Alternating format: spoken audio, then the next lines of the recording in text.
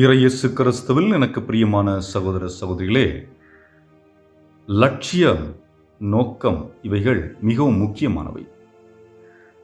நமக்கு ஏதாவது லட்சியம் இருக்கிறதா? நமக்கு ஏதாவது நோக்கம் இருக்கிறதா? நான் ஏன் திருமணம் செய்தேன்? நான் ஏன் வேலைக்கு செல்கிறேன்? நான் ஏன் இந்த உலகில் வாழ்ந்து கொண்டிருக்கிறேன்? நான் எதற்காக அன்பு செய்கிறேன்? நான் ஏன் உதவி செய்கிறேன்? என்பது போன்ற பல கேள்விகளை நாம் கேட்கக்கூடும். பல செயல்களை நாம் செய்து கொண்டிருக்கின்றோம். ஆனால் இவற்றில் எனது குறிக்கோள் என்ன? எனது லட்சியம் என்ன? நான் இதற்காக படைக்கப்பட்டிருக்கிறேன் என்பது போன்ற கேள்விகளை நாம் கேட்டு அதை புரிந்து கொள்ளும் விதமாக இன்றைய வாசகங்கள் நமக்கு கொடுக்கப்பட்டிருக்கிறது. அதுவும் குறிப்பாக திருவை இன்று நமக்கு கொடுத்திருக்கிற நற்செய்தி லூக்கா 8ஆம் அதிகாரம் 19 21 முடிய.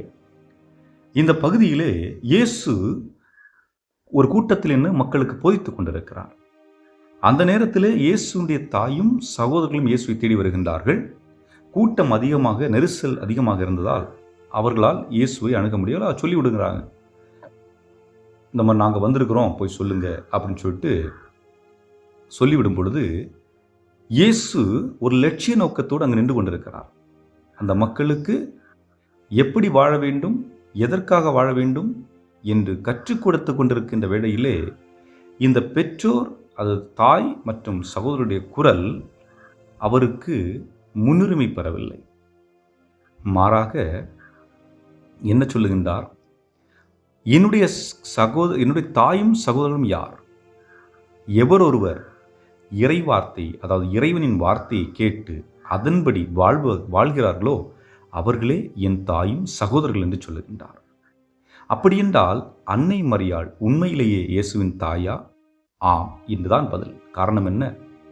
இறைவனின் திட்டத்தை முழுமையாக ஏற்று ஆமென்று சொல்லி, இறைவார்த்தை உள்வாங்கி ஆமென்று சொல்லி தன்னுடைய தொடக்க நாள் முதல் இறுதி நாள் வரை வாழ்ந்து காட்டியவள் யார்?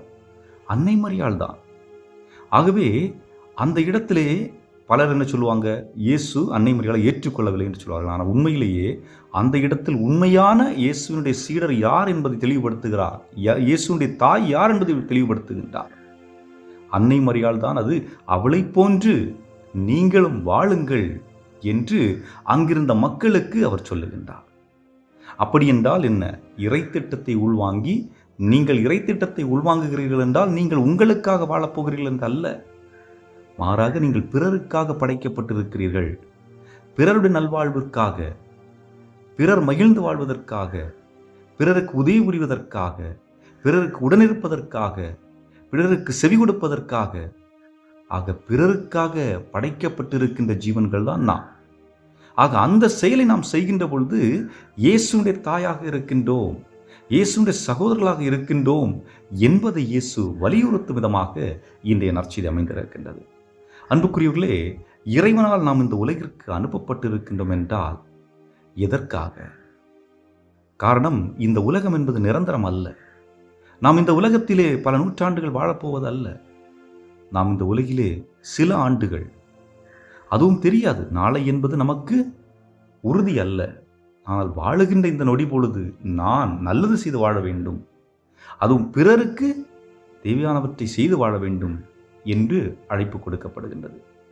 நான் எப்படி வாழ்ந்து கொண்டிருக்கின்றேன்? இயேசு விரும்புவது போன்று எடுத்துக்காட்டான ஒரு வாழ்வு வாழ்கிறேனா? அல்லது என் விருப்பத்திற்கேற்றாற்போல் வாழ்ந்து பிறரை காயப்படுத்தி கொண்டிருக்கின்றேனா?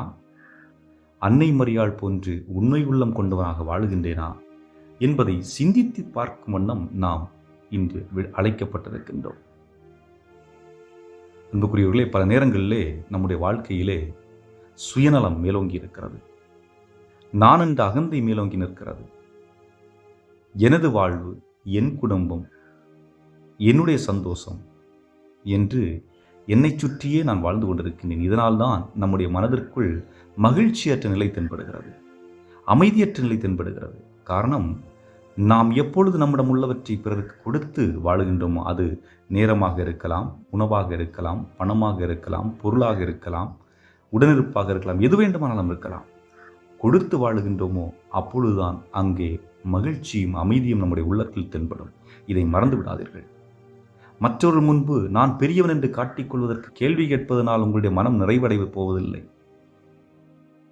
நிறைவு அடையாதனால்தான் நீங்கள் உங்களை மற்றவர்கள் முன்பு பெரிய அளவு காட்டிக்கொள்ள விரும்புகிறீர்கள். எவரொருவர் தன்னை மற்றவர்கள் முன்பு காட்டிக்கொள்ள விரும்புகிறாரோ அவர் மனதளவிலே மகிழ்ச்சி அடையவில்லை என்று பொருள். ஆகவே ஆண்டவருடைய அழைப்பை ஏற்று அன்னை மரியாளை போன்று வாழ முற்படுவோம். அன்னை மரியாள் உண்மையிலேயே இயேசுவின் தாய். அவள்தான் இறை திட்டத்தை, இறைவன் வார்த்தையை முழுமையாக உள்வாங்கி வாழ்ந்து காட்டியவள் என்பதை உணர்ந்து அவளை போன்று வாழ்வோம். என்றும் வாழும் எல்லாம் அல்ல இறைவா, இந்த நாளையும் இந்த நேரத்தையும் கொடுத்து நாங்கள் உமது பிள்ளைகளாக வாழ வேண்டும். உம்முடைய வார்த்தைகளை கேட்டு அதன்படி அதை உள்வாங்கி தியானித்து அதை செயல்படுத்தக்கூடிய ஆற்றலையும் அருளையும் எங்களுக்கு நிறைவாக தந்தருள எங்கள் ஆண்டவராகிய கிறிஸ்து வழியாக மன்றாடுகின்றோம். ஆமென்.